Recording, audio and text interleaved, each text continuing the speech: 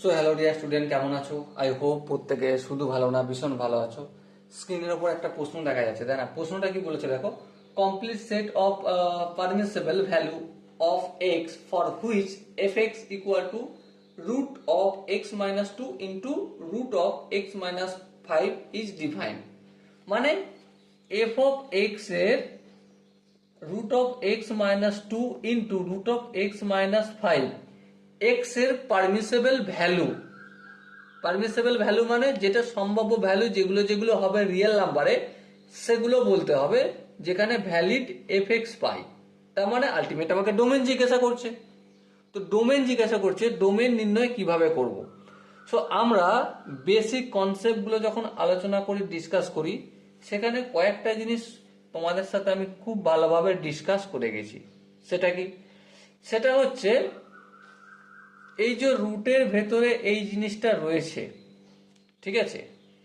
আমরা রুট এ into root B, তার মানে ছোটবেলায় রুট এ ইন্টু বি করেছি। হ্যাঁ, ঠিক করেছি, নো ডাউট। কিন্তু এখানে যখন আমরা ডোমেন নির্ণয় করছি তখন করতে পারবো না। কেন?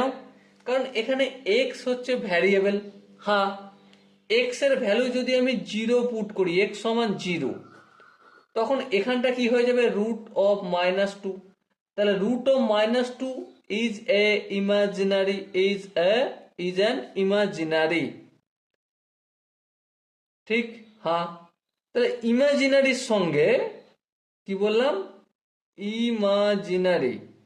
ইমাজিনারির সঙ্গে কোনো নাম্বারের গুণ করলে, ঠিক আছে, সেটা কি হবে?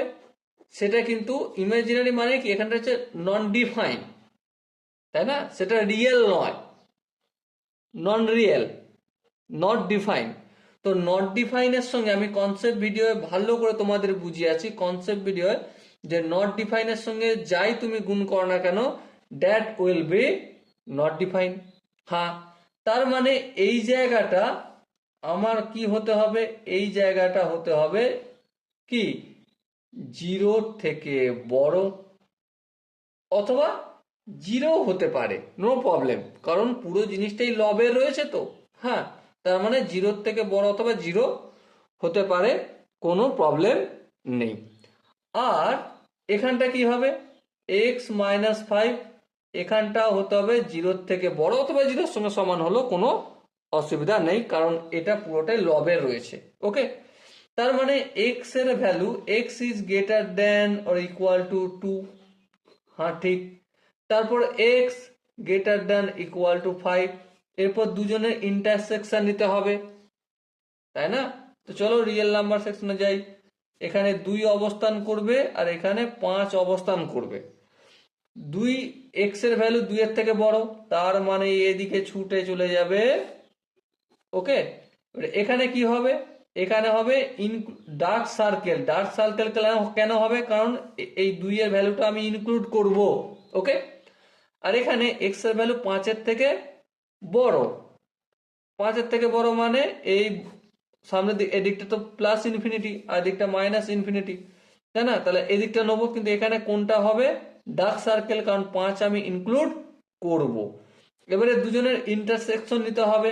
ইন্টারসেকশন একমাত্র এখান থেকে এদিকটাই হতে পারে, এদিকটা হতে পারে না।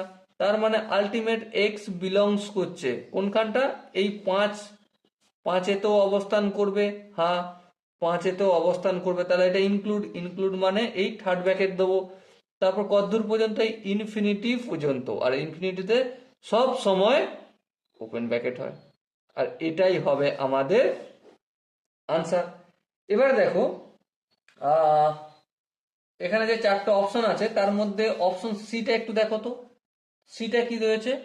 X belongs to close bracket 5 থেকে ইনফিনিটি ওপেন ব্র্যাকেট পর্যন্ত। আর এটাই হবে আমাদের সঠিক আনসার।